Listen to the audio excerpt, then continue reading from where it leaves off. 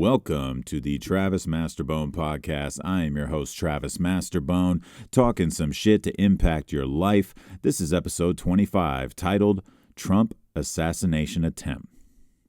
Quote, an environment of hatred and hysteria has been created, and not by Trump as they continually claim, but by the technocratic state. This ought to inspire a return to sanity, but it won't. It can't. Because they have to cling on to power and the demonization of Trump. This is what they have instead of a vision for a better world. End quote, Russell Brand.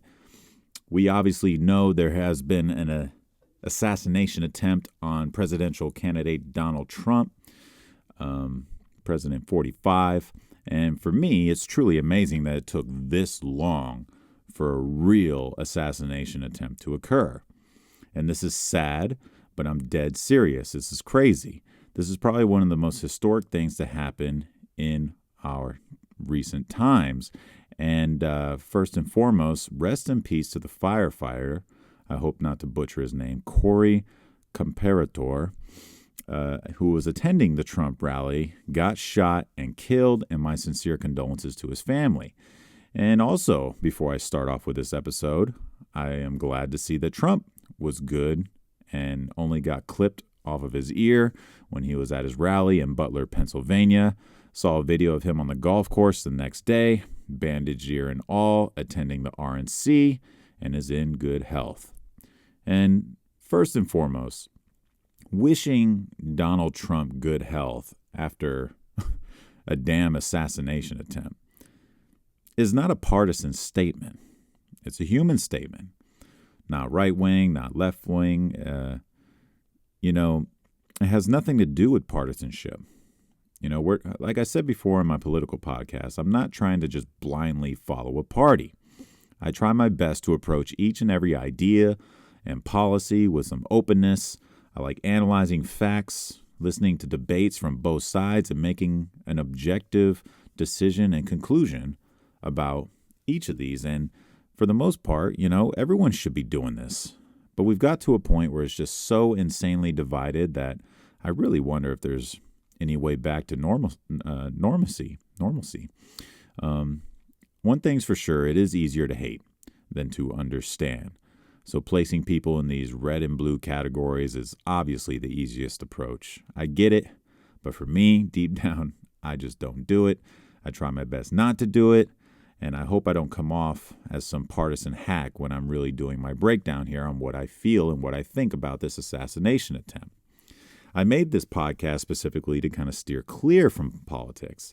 It takes up too much of my time and it really is stressful, but this event was just too juicy and too intriguing to not vent about. But if you did want to hear more of my opinions in the past regarding politics, check out my political podcasts, The Unveiled Patriot on Rumble, Apple, Spotify, no more on YouTube and TikTok, unfortunately. And yeah, that's that. Let's begin.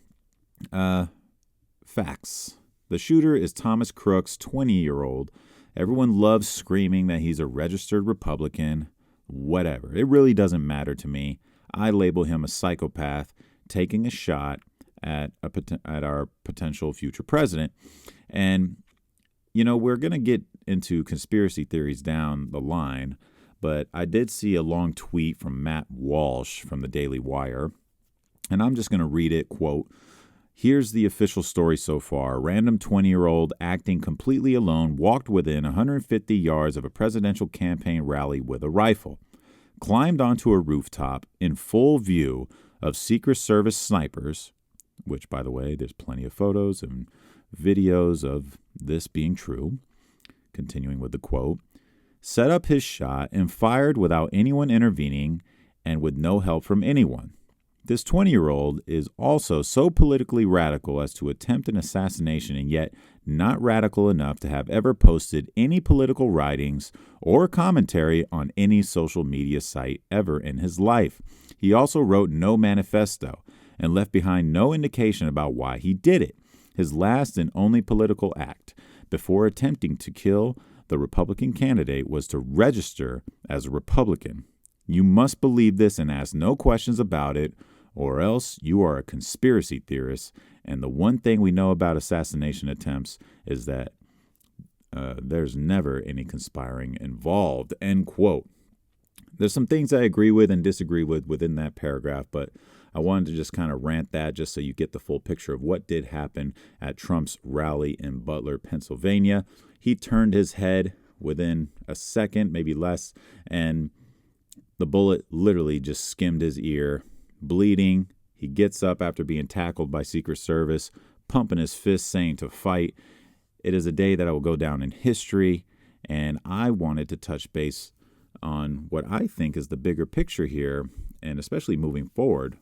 Let's not look at the conspiracy theories just yet, but let's really think what did happen in reality. And the reality is Secret Service was incompetent. Now, the question is, were they incompetent or was it set up? I will give my thoughts on that later.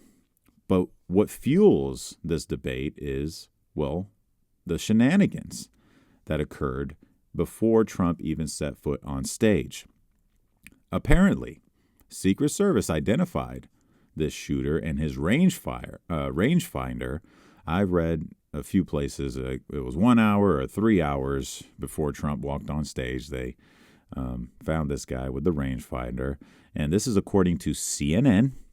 A senior law enforcement official who was briefed on the investigation stated Crooks, the shooter, apparently went through a security screening area for the rally, aroused suspicion when he passed through magnetometers carrying a rangefinder, which looks similar to small binoculars and is used by hunters and target shooters to measure distances when setting up long shots. So there he is. He's already on the radar. And then, according to Senator Marsha Blackburn, quote, I just got off a briefing with the Secret Service and FBI. I am appalled to learn that the Secret Service knew about the threat prior to Trump walking on stage. I have no confidence in the leadership of Director Kimberly Cheadle and believe it is in the best interest of our nation if she steps down from her position, end quote. Confirmed the threat was 10 minutes prior, like they actually confirmed him on the roof with his rifle set up. This is aside from when he stepped through metal detectors, whatever, and was on the radar. But now it was completely confirmed, and yet they still let Trump walk on stage. Incompetence, or was there some ulterior motive, some conspiracy theories lingering? There's also plenty of footage and videos of him going up, crawling onto the roof, crawling around on the roof where he fired. I even saw a video of him walking around on the lawn in front of the roof, kind of scoping it out before he even went up. Video footage, plenty of it, of people pointing and yelling, seeing him and trying to get the attention of police officers and Secret Service. Not quick enough. And yet, this 20-year-old kid made his way within 150 yards to take a shot that would have killed this candidate. And if Trump didn't turn his head last second and only got his ear clipped, he would be dead. This is unacceptable. The director of U.S. Secret Service, Kimberly Cheadle, needs to resign, or her boss, Secretary Alejandro Mayorkas, needs to fire her. I couldn't agree more, okay? Quote from Mayorkas, I have 100% confidence in the director of the U.S. Secret Service, end quote. How? With all those shenanigans. And any politician, right or left, who doesn't call for a resignation or firing should really try to flip the script. There should not be a party line on this situation.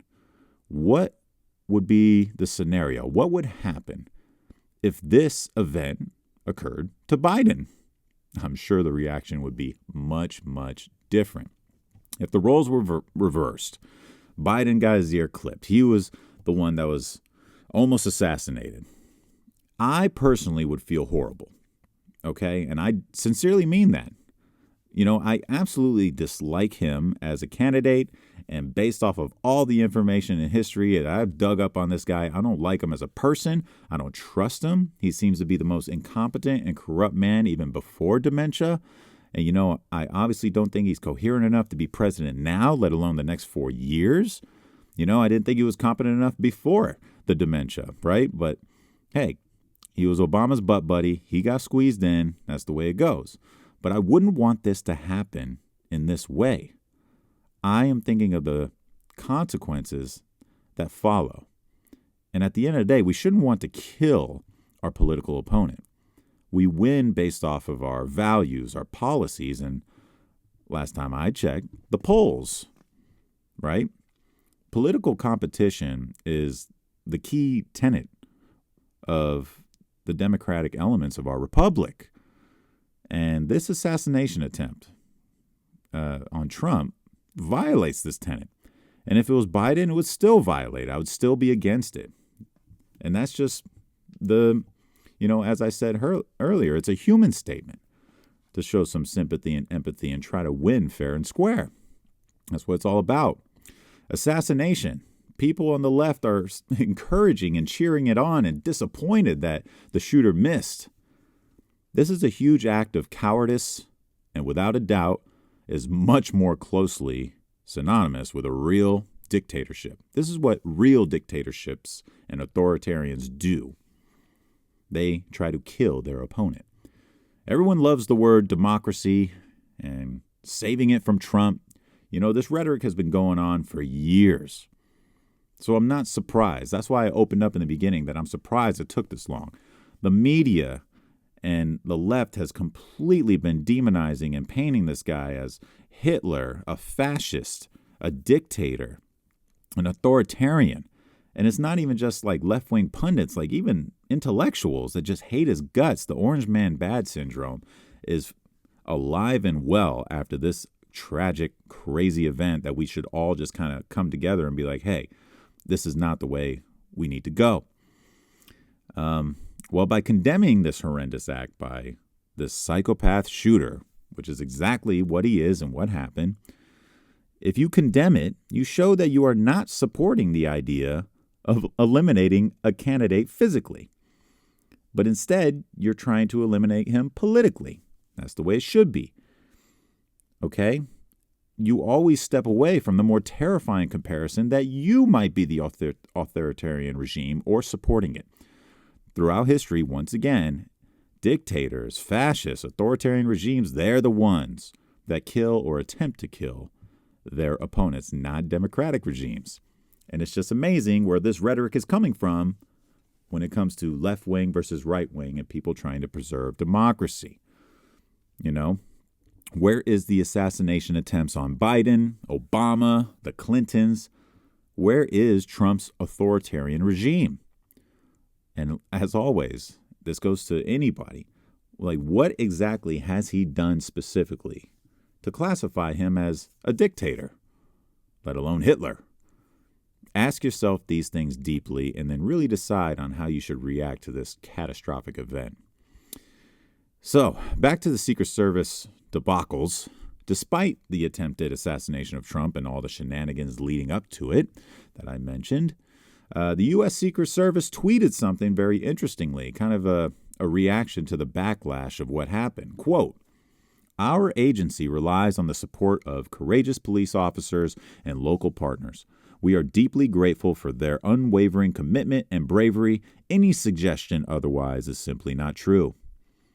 I'll tell you this much. Nobody here is criticizing the courageousness of the officers and Secret Service agents that tackled him and got him off stage. But one thing is for damn certain. We are questioning your director and if she should have a job anymore. And Mayorkas, the whole shebang, right? Both sides of this political spectrum should be concerned. We shouldn't trust them. Because it could go either way. Aren't you a little fearful of a reaction to this now for Joe Biden and an extremist on the right?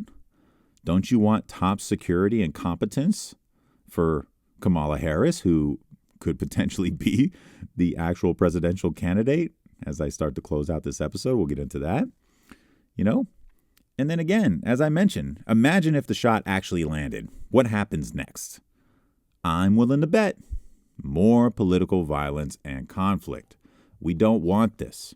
But yet many freaks, as I said, still cheer this on without flipping the script and trying to reverse the roles if it was Biden, and just completely ignoring and trying not to understand the consequences down the road. To me, is just irresponsible as hell.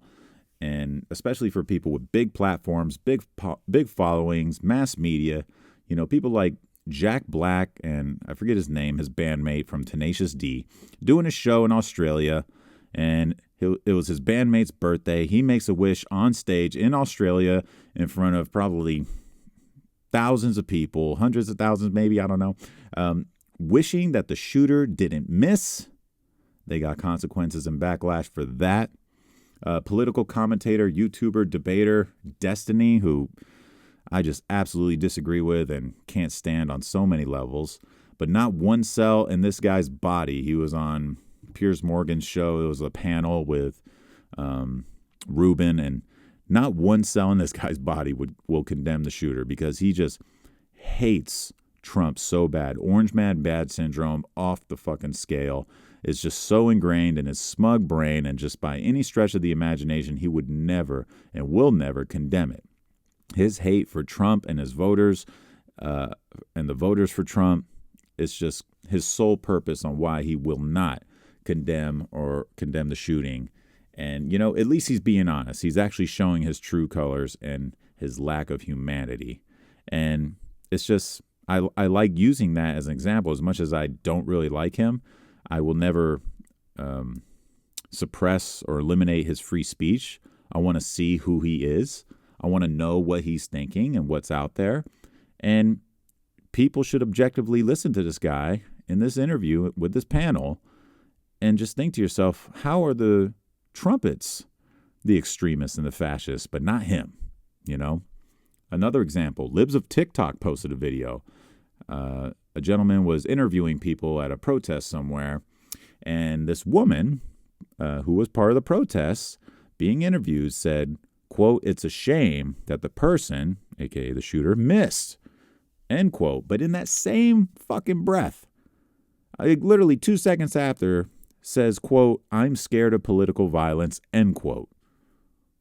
Unbelievable. It's that type of rhetoric that pushes more of a chance of political violence. And guess who it is? Left-wing people. A little out there, a little extreme. Mask outside, rainbow mask, overweight, very smug, got a damn communist tattoo on her shoulder. And this is the tolerant left stating these things, but not the quote-unquote fascist right. It is very, very interesting what is going on right now. The reaction to this assassination has fascinated me quite a bit. But we see the orange man bad syndrome taking full effect, clouding the truth of what is really going on right now with this horrific event. And I wanted to highlight one more little exchange before we start diving into potential conspiracy theories, my favorite. Michael Schellenberger responding to John Helaman. This is a Twitter exchange, and John Helaman says, quote, "At RNC 2024, a Republican Party that already saw Donald Trump as a righteous victim will hail him as a warrior, literally bloodied in battle, a bona fide hero. My new Puck News column on GOP's martyr complex," end quote. Michael Schellenberger, he's a very neutral, independent individual, and you just slowly see him sliding a bit more right in support of Trump because he's starting to see through the madness and the craziness of the media and the left. And his response is, quote, "Martyr complex. His brains were nearly blown out on national television, and you're accusing his supporters of a psychological disorder. What is wrong with you?" End quote. Well, we know what's wrong with him. This is orange man bad syndrome, Trump derangement syndrome. And it still lingers no matter what. Literally, like I said before in my very, very earlier political episodes, Trump could cure cancer. He could create world peace. He can get shot in the ear and almost killed, and people will still mock and criticize him because he got up with his fist saying to fight, fight, fight. Unbelievable. It will never matter to these people suffering from what I believe is a disease. And now we see the left in a little conundrum. Thank God for crazy people like Destiny at least admitting they don't give a shit and they wanted him killed. But now we have some media pundits like Cenk from the Young Turks bending the knee a little bit. You know, they have to say, oh, we wish him a speedy recovery and political violence is not acceptable. But hey, we're going to go back in time and hear these exact pundits and commentators say that Trump is literally Hitler and a threat to democracy. Our own president, same song and dance, same old shit they've been stirring up for years. And then all of a sudden, I wish them a speedy recovery.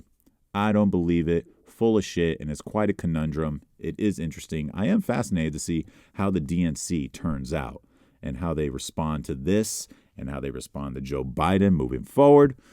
Okay, so then we got the hypocrisy of the conspiracy theories. I've heard plenty of left-wing people stating it is a false flag. I can't believe it's coming from their mouths. I thought this was right-wing shit when you say false flags or staged event. But even worse, they think it's a false flag or a staged event by Trump.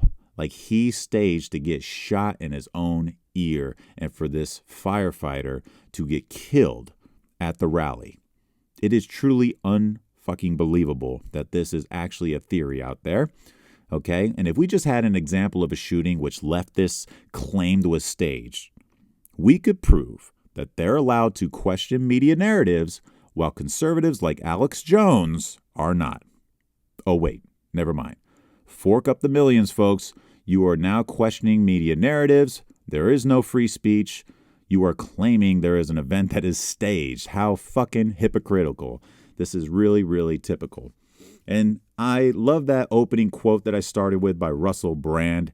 He posted a few other things, and there was a ton of ridiculous, absurd reporting from CNN and other left-wing media and journalists, and it's just really unbelievable. Again, Trump could cure cancer. Doesn't matter. Absolutely absurd. They will still find a way to blame Trump for this. One article, Russell Brand mentions, quote, Trump's speech interrupted by Secret Service. And then there's other examples where the language is so important, like the describing the shooting as a fall, as a quote-unquote disruption, a disturbance. It was very, very fluffed. And you know for certain this would not happen to Biden. Language is important. Is all of this on accident? Fueled with incompetence? Or is there an agenda? Is it on purpose? Fueled by ideological clinging? By all means necessary against the orange man. Just take note of that. Right? Take note of that. He also mentions, Russell Brand, he also says, quote, I predict the media institutions that previously been cynical about conspiracy theories may suddenly utilize language like false flag and staged event, end quote. Just like I said a few seconds ago, it is absolutely crazy that the left is claiming it's a false flag staged event. It is amazing how the tables turn when it depends on who it's being done to, who it's being reported by. It's absolutely crazy. There's a lot of things that are revolving around the conspiracy theories, right? The right really wants to believe, just like I mentioned earlier with Matt Walsh's quote, that this was an assassination attempt by the deep state, or they want to say it's from the left. There's a lot of fishy things going on, which is okay. I've done a lot of research on JFK and that assassination. I want to do episodes, really diving in deeper with the JFK assassination. There's plenty of reasons to go there and suspect it. But to be quite honest with all of the conspiracy theories out there, I am open to these theories more so than the false flag being staged by Trump and his organization himself. But believe it or not, in this one, controversial or not, I prefer Occam's razor on this situation. I am going to go with that we have a 20-year-old psychopath who attempted to kill presidential candidate Donald Trump because he hates him and Republicans. I saw a video of him, a selfie video of him saying this himself. He missed, luckily, and it was all allowed in an extremely incompetent manner by Secret Service. And the reactions to all of this is astounding, coming from all angles and directions. And who really knows what in the world is going on behind the scenes? So I'm going to stick with the Occam's razor that is just what happened. I'm not going to jump to too many drastic conclusions that this was done by the Biden administration, done by the deep state and Illuminati. I'm not going to jump to conclusions that Trump staged it himself. That is the most bizarre one, to be fucking honest and frank. But moving forward, let's pray for no more political violence from either side and really, really think about the consequences. Stepping aside from the assassination attempt, I wanted to end with the potential of Biden dropping out this weekend. I think it would be a genius idea for the Democratic Party. You don't like what's on the station, change the channel. And this would change the channel quite abruptly, actually. It would absolutely take away from the assassination attempt and turn it on Joe Biden not running as a potential presidential candidate again. But if he is doing that, I am very curious how he is president now. I think he should resign if this announcement is made.